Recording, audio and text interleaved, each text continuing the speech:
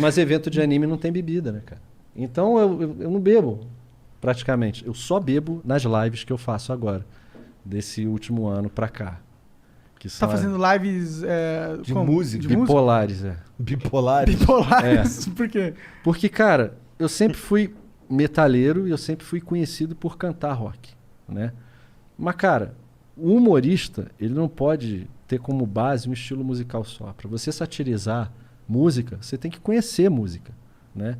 Então, pra zoar uma boy band, um axé, tu tem que conhecer. E antes de eu ser metaleiro, eu era cantor de churrascaria. É mesmo?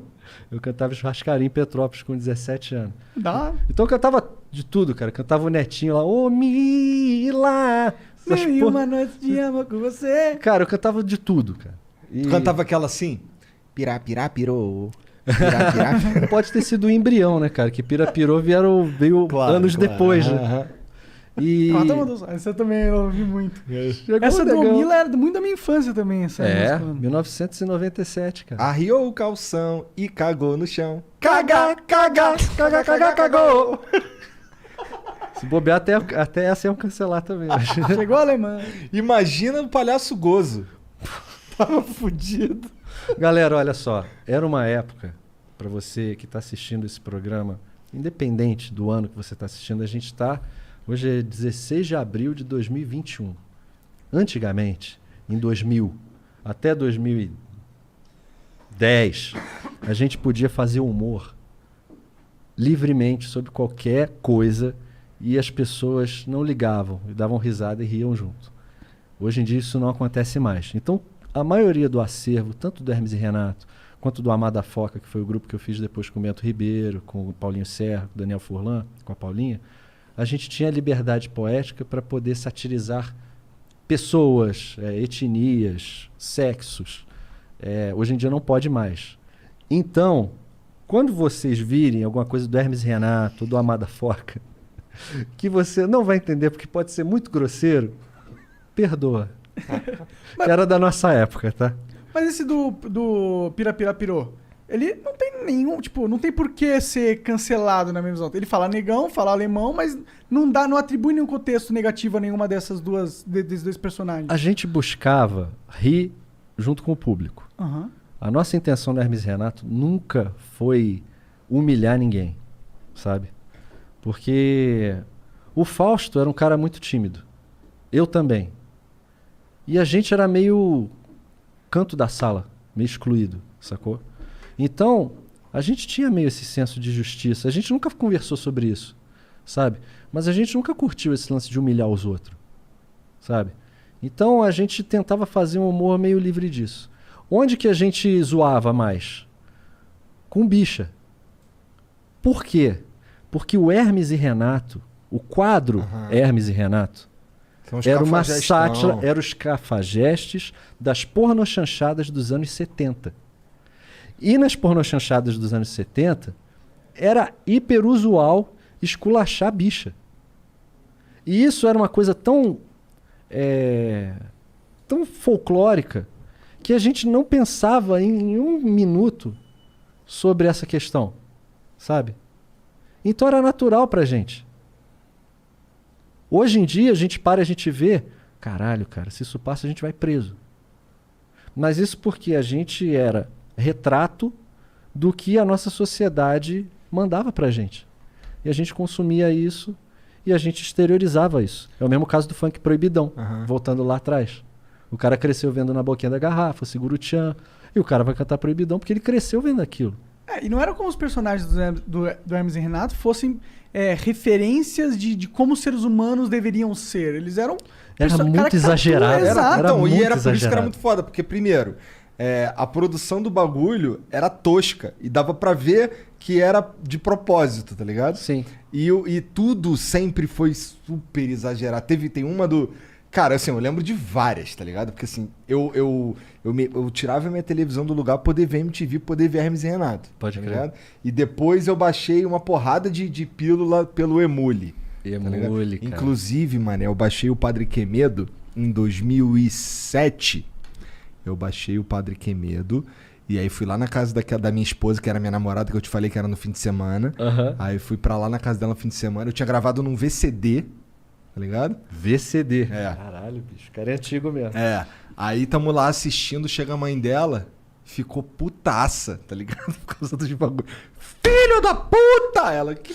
E era de um jeito, filho da puta! Era muito bom, cara. Era muito bom. Eu lembro que a gente chegava do colégio, era o assunto, mano. Sim. Os caras ficavam conversando, tiravam sarro. Era muito bom, mano. É um absurdo, cara. Eu tenho muito orgulho de ter vivido isso, sabe? Na época que a televisão dava pra gente liberdade total, sabe? Na época você sentia isso? Você sentia que vocês estavam vivendo algo especial?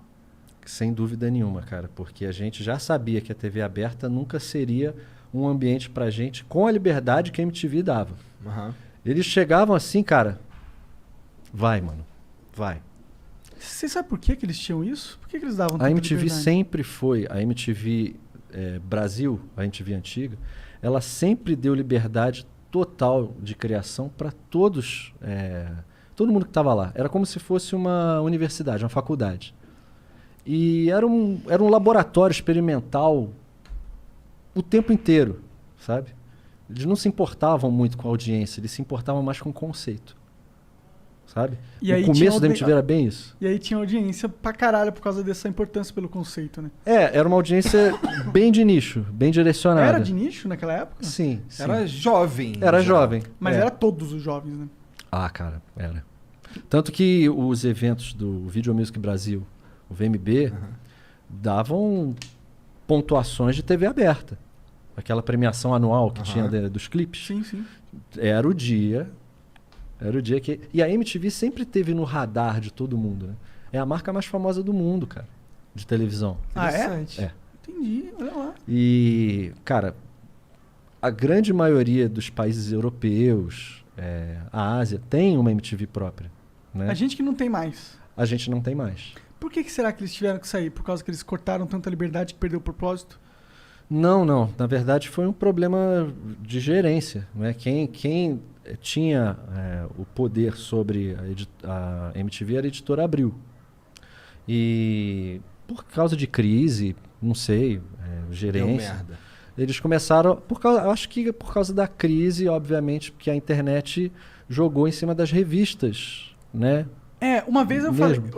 ouvi falar dos caras explicando porque a MTV tinha meio que indo pra um lado ruim, porque antigamente eles tinham o monopólio dos clipes.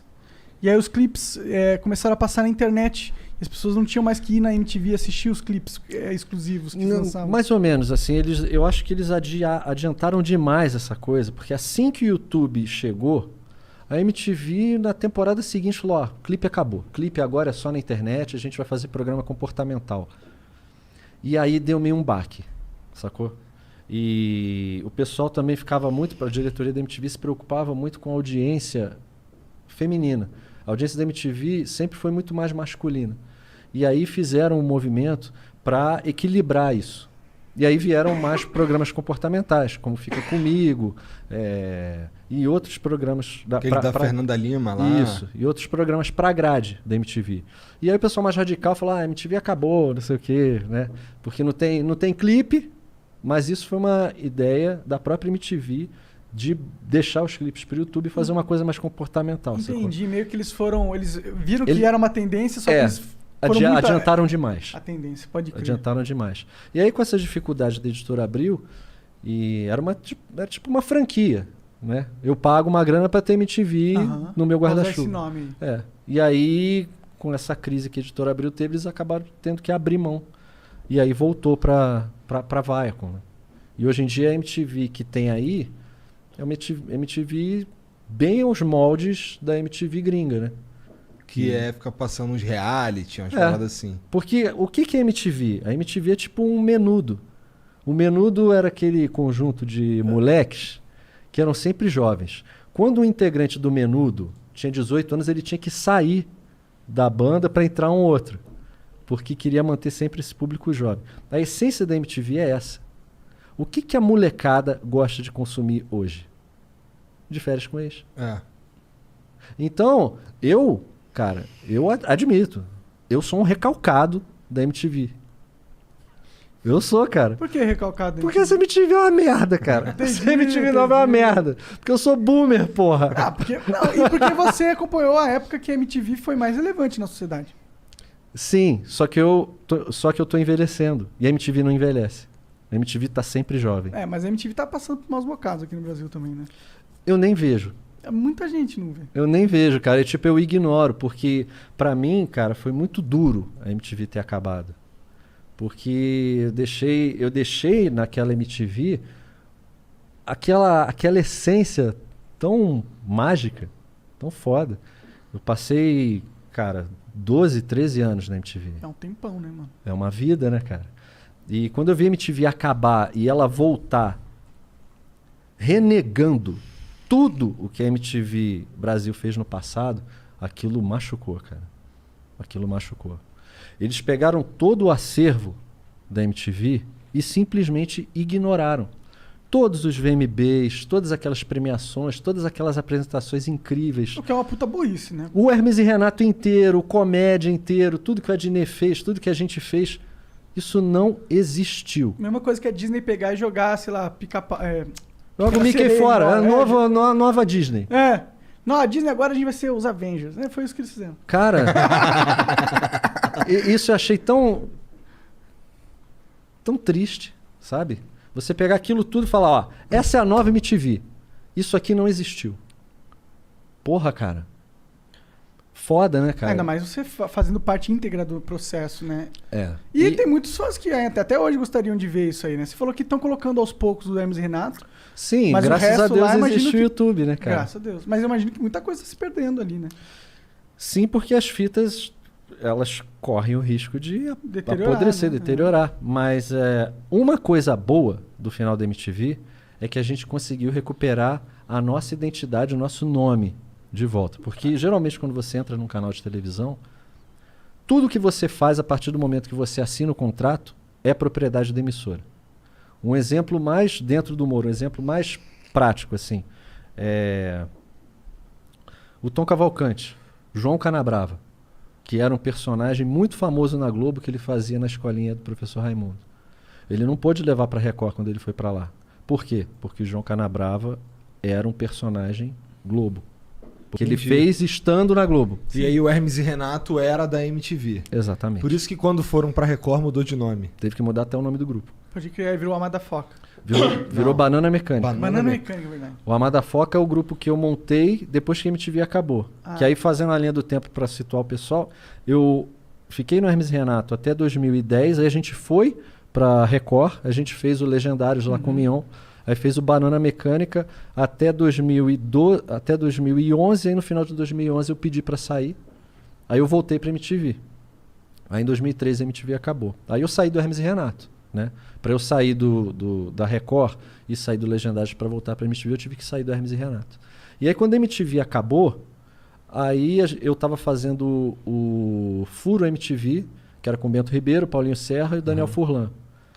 E aí, porra, pra gente se manter ativo na mídia, a gente montou a Amada Foca, que era um canal humorístico pra internet. Que tem uma pegada humorística bem diferente do Hermes e Renato, assim. É mais adulto. Sim, já assisti pra caralho também. É bem legal as paradas que a gente fez na Amada Foca. Mas aí a gente não pôde levar o nome pra Record, sacou?